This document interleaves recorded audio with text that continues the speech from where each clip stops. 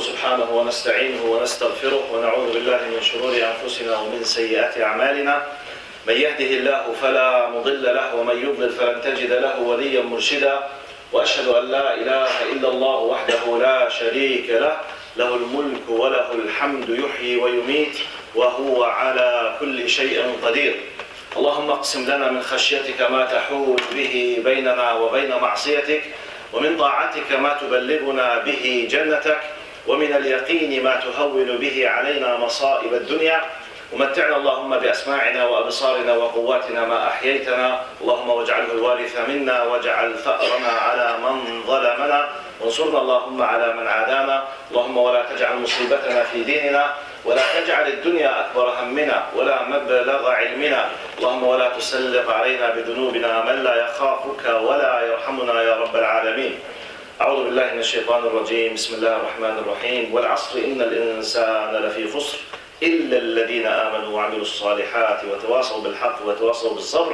أعوذ بالله من الشيطان الرجيم. بسم الله الرحمن الرحيم. يا أيها الناس اتقوا ربكم إن زلزلة الساعة شيء عظيم، يوم ترونها تذهل كل مرضعة عما أرضعت وتضع كل ذات حمل حملها وترى الناس سكارى وما هم بسكارى ولكن عذاب الله شديد. وأصلي وأسلم على المبعوث رحمة للعالمين سيدنا محمد بن عبد الله وعلى آله وصحبه ومن والاه وعنا معهم إلى يوم الدين. أما بعد. Respected brothers and sisters, Assalamu alaikum wa rahmatullahi wa barakatuh.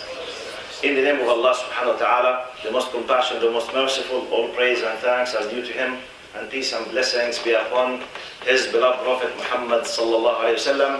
He who is guided by the will of Allah, no one can misguide him. And he who is misguided, no one can guide him except Allah subhanahu wa ta'ala. I bear witness that there is no God but Allah, and Muhammad is His messenger. Today's khutbah will be under the title of Don't Leave Ramadan until you reorder your priorities. إياك أن تغادر رمضان قبل أن تعيد ترتيب أولوياتك. Be careful not to let Ramadan pass. You finish Ramadan without taking a decision how to reorder, to put things in the right order. You have priorities, less priorities, marginal things, important things. I believe personally, from my experience of teaching, talking, making da'wah, preaching, the vast majority of Muslims, they have a serious problem in terms of they know, they understand, but they can't. Many of us, we know that this is right and this is wrong. Minority of us, they don't know. The majority, they know, but they can't for many reasons. On top of them, al-'ada. Just be used to. This is what we used to do. Many of us, maybe they don't pray the 5 times as jama'ah. Some of us, they don't pray the fajr at the masjid. Some of us, they can't control themselves in doing many things which are wrong or pushing themselves to do some obligatory things. But nevertheless, in general, we have a problem in how to design or how we already have designed our lives. Now, I think you agree me if we said that one of the amazing aspects of Ramadan is that it is the month of revolution against our habits and our, everything that we used to. It breaks the system. It breaks the ties with everything we are stuck with. It breaks the system of my food, the system when I sleep, the system of sitting with my friends, the system of drinking coffee, the system of having cigarette if I'm smoking, the cigarette, everything is broken, everything. So, by the end of 30 days, simple message. Have you been able to do it? Yes, so you can. This is a simple message of Ramadan. So it breaks everything. So therefore, but now from this amazing benefit of Ramadan, I want to focus on one thing, which is, I'll repeat the title, Don't leave Ramadan before taking a decision how to reorder your priorities. To fix the meaning, as always, I love to use stories. This story is one of the golden examples that I love. And I'm using it maybe in tens of places where I travel around the world. Simple story, and it will be the core where I will build, bi'idhnillah, the concept on it. Now, the core point of the story, it is said that a philosophy professor in America came to the class. Now, look, philosophy professor, which means he teaches what? Philosophy. So, amazingly, and out of the norm, when he came, he was planning to make a shift in the way of thinking for his students. So I prepared something like a surprise.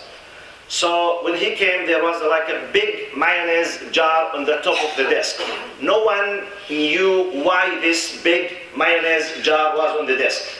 So when he came, he surprised them by some certain things. In the drawer, he has some kind of plastic bags, contains some certain things. Look how clever this professor was. He pulled from the drawer a plastic bag contains golf balls. He showered the golf balls into the big mayonnaise jar and they filled the jar. He asked the students, is it full? All of them, they said what?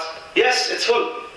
Then he pulled another plastic bag which contains the pebbles, small stones, which is more or less 1/10 of the size of the golf balls. He showered the pebbles. Eventually, the pebbles, they filled the spaces and the gaps between the golf balls. Then he said, is it full? Hundreds of students, they said, yes, it's full. He pulled the third plastic bag contains sand. He showered the sand filled the gaps between the pebbles and the golf balls. Is it full? All of them, they said, yes, it's full. Then he brought 2 cups of coffee, liquid.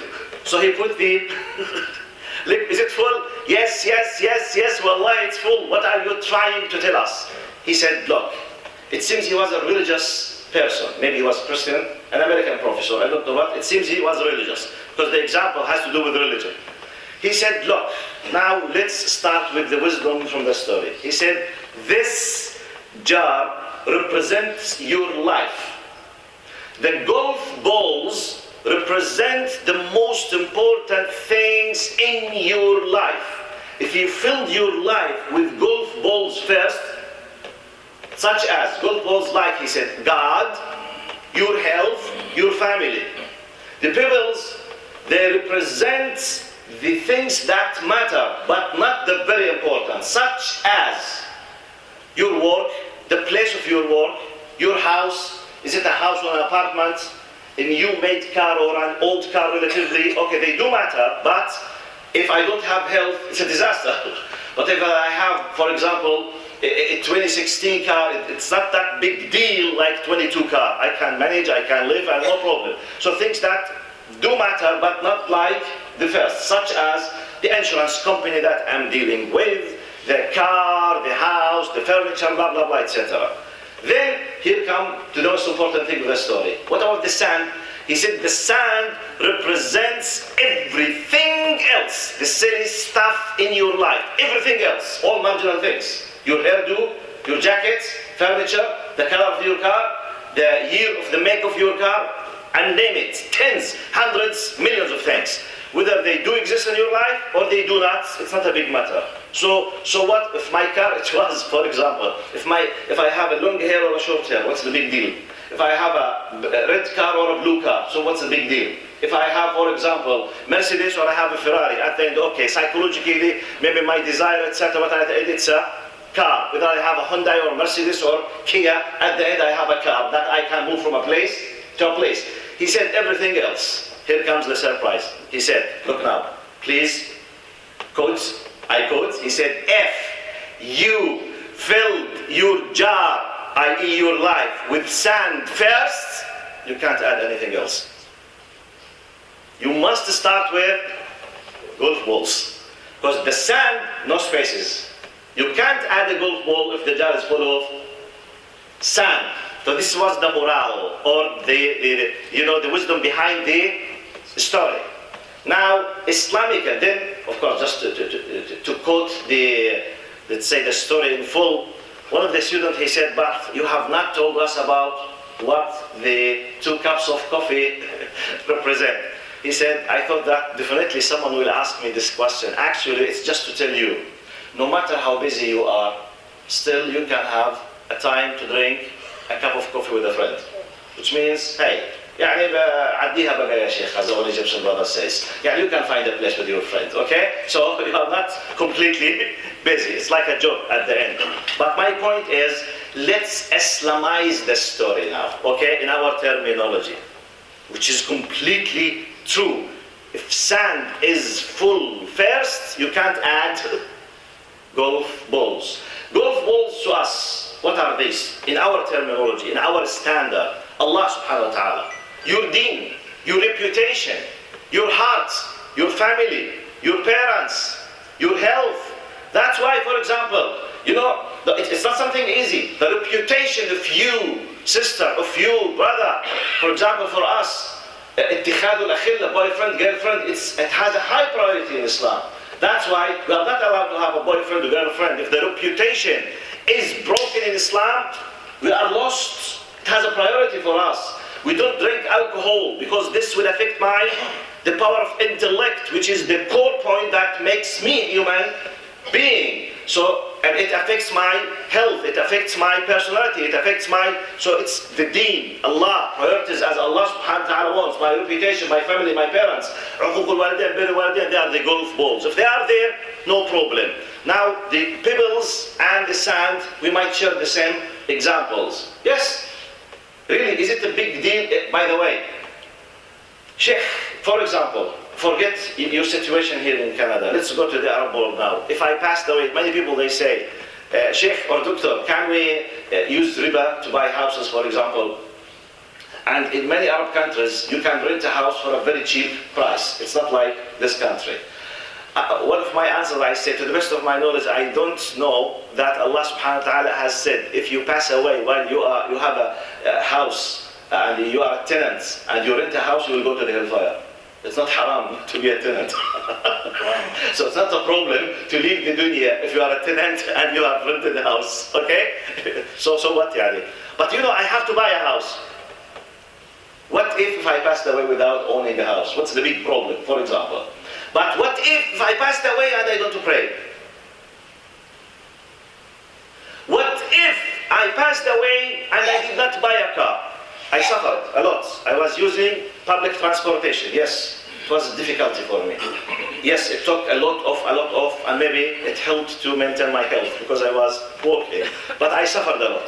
But I passed away without owning a car. Is it a problem when I stand before my Lord? No. But if I passed away and I did not pay any effort to take care of my children, I was not sitting with them, for example. I was not directing them. What could happen to me when I stand before my Lords? A disaster that could happen. So we come here, respected brothers and sisters, and allow me now just to go to the Arabic language now, okay? Now the share of our respected brothers.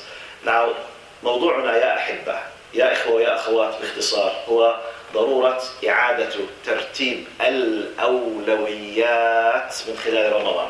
إياك إيانا جميعا نخرج من رمضان دون أن نعيد ترتيب الأولويات. قلت لأهمية ترتيب، خاصة أن رمضان هو شهر الثورة، شهر الثورة على العادات، شهر الثورة على التقاليد، يكسر ويحطم ويدمر ارتباطي بكل شيء أرغب بتركه ولا أستطيع. أما وأن الله قد أكرمني وأوجب علي وألزمني وتدربت على أن أخرج من نمط العبودية لما لا أستطيع تركه فقد أعطاني هدية. نقطة الآن كنت أقول أن كثيرا منا يعلم أن هناك أمور خاطئة في حياته ويحب أن يتركها لكنه لا يستطيع. واحدة من طرق التي تساعد على تغيير نمط الحياة هي قوة القناعة، قوة المثال، قوة الاعتقاد مع المعلومة. لذلك أتيت بمثال بسيط. خلاصة المثال أن أستاذا مدرسا للفلسفة في أحد maybe if you can let him drink water, no problem. Maybe he's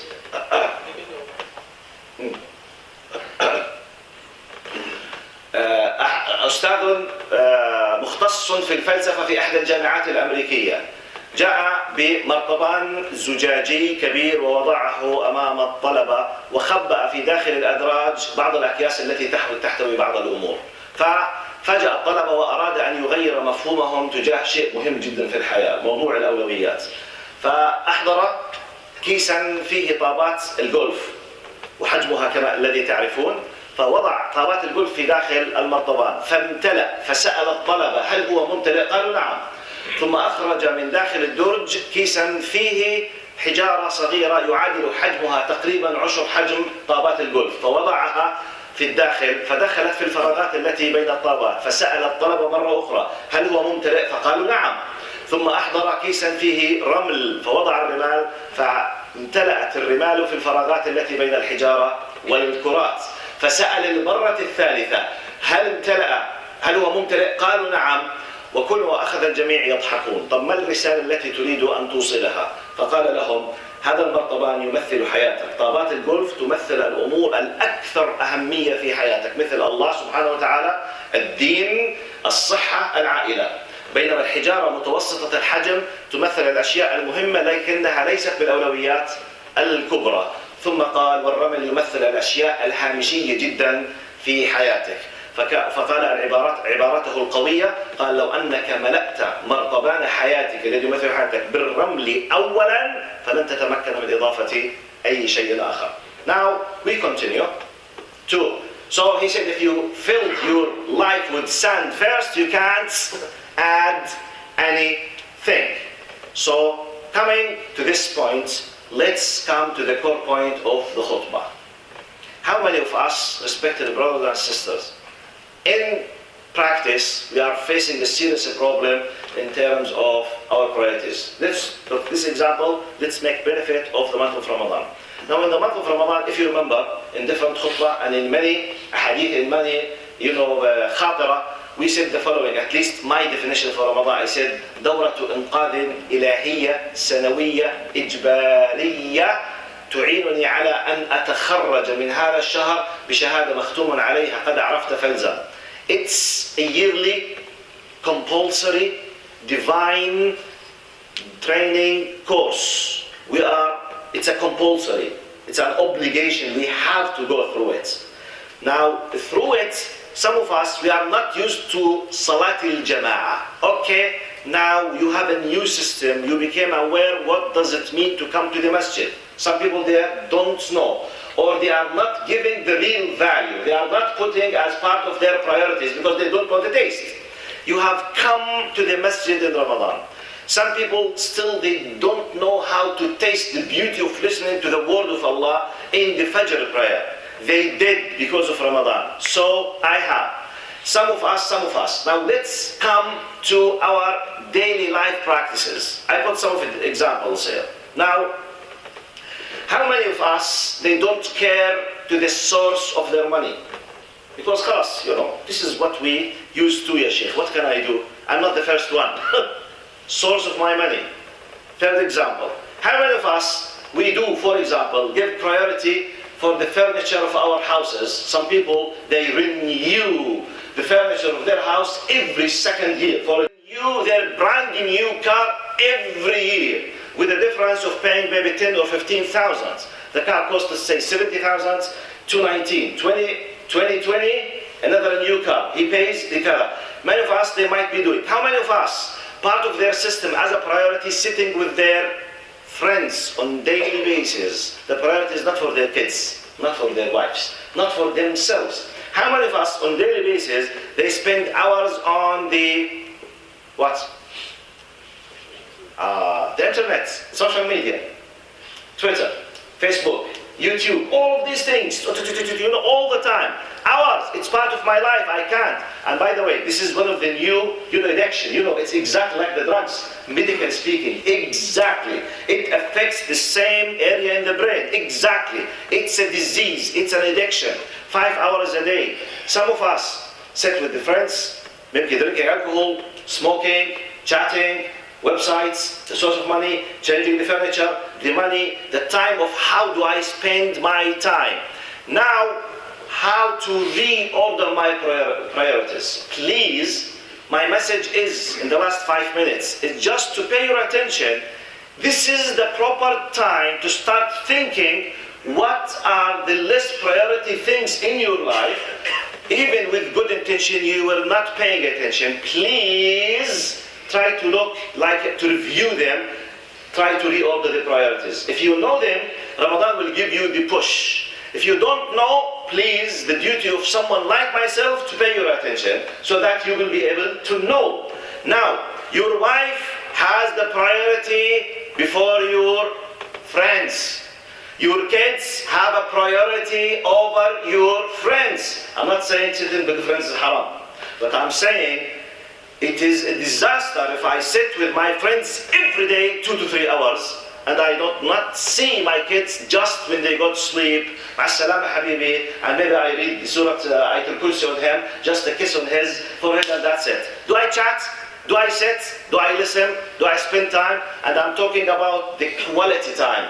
I'm not talking about the time of just driving the car, giving him a lift while I'm making my telephone calls all the time. Okay, habibi, okay, see you. Okay, all the time. I'm not with my kids. Okay, with my kids, I sit 5 hours a day. What do you do, Sheikh?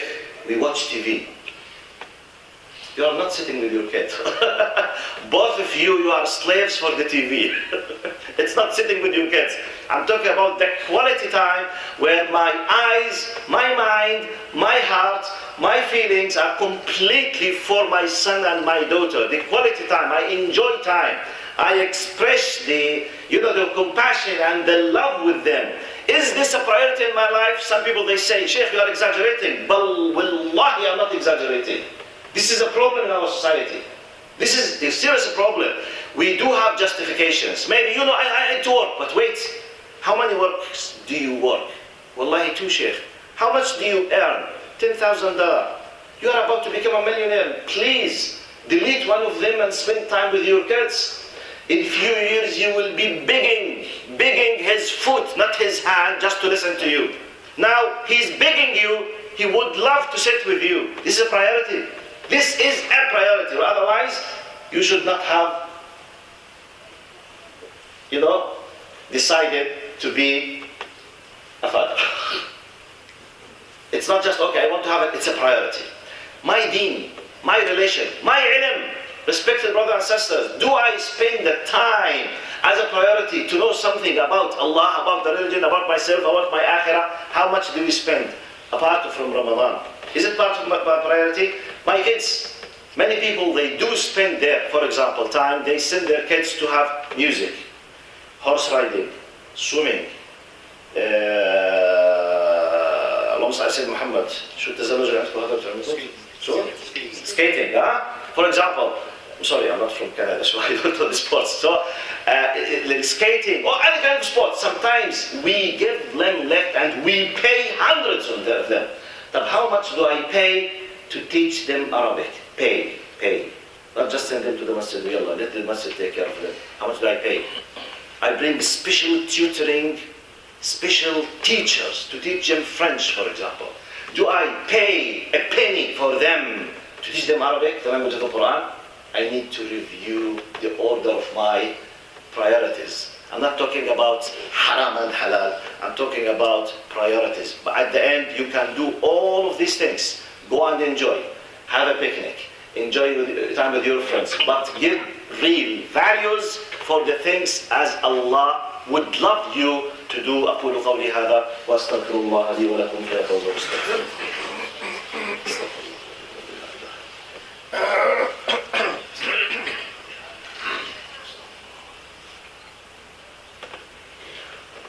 بسم الله الرحمن الرحيم. الحمد لله والصلاة والسلام على رسول الله وعلى آله وصحبه ومن والاه.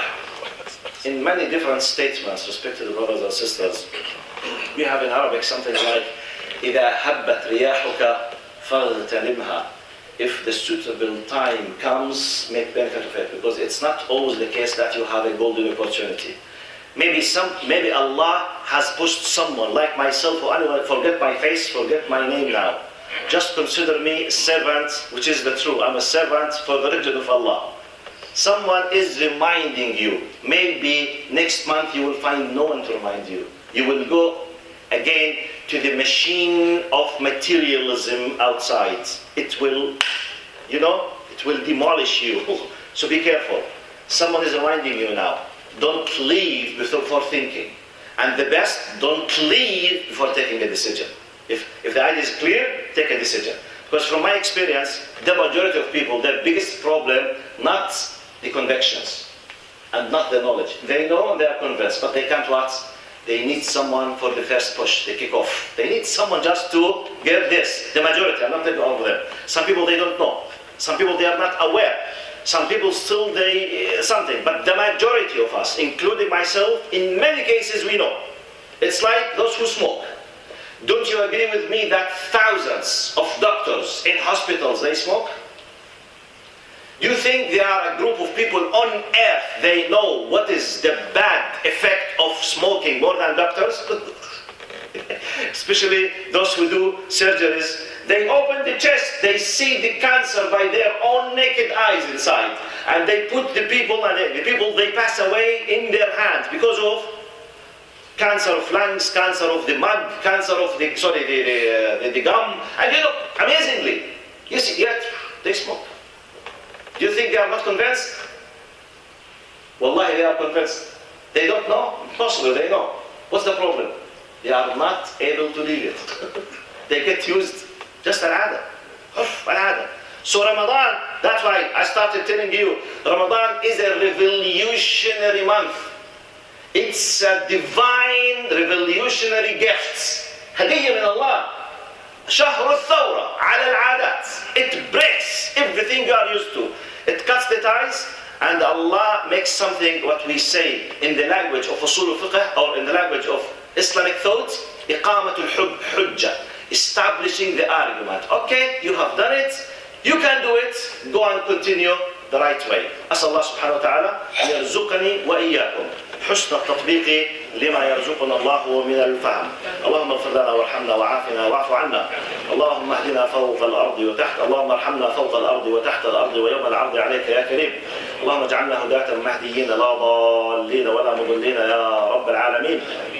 اللهم أنت ربي لا إله إلا أنت، خلقتني وأنا عبدك وأنا على عهدك ووعدك ما استطعت، أعوذ بك من شر ما صنعت، أبوء لك بنعمتك علي وأبوء بذنبي فاغفر لي فإنه لا يغفر الذنوب إلا أنت. اللهم إنا عبيدك أبناء عبيدك أبناء إمائك نواصينا بيدك، ماض فينا حكمك عدل فينا قضاؤك، نسألك بكل اسم هو لك سميت به نفسك أو أنزلته في كتابك أو علمته أحدا من خلقك أو استأثرت به في علم الغيب عندك أن تجعل القرآن العظيم ربيع قلوبنا وجلاء أحزاننا وذهاب همومنا وغمومنا يا رب العالمين.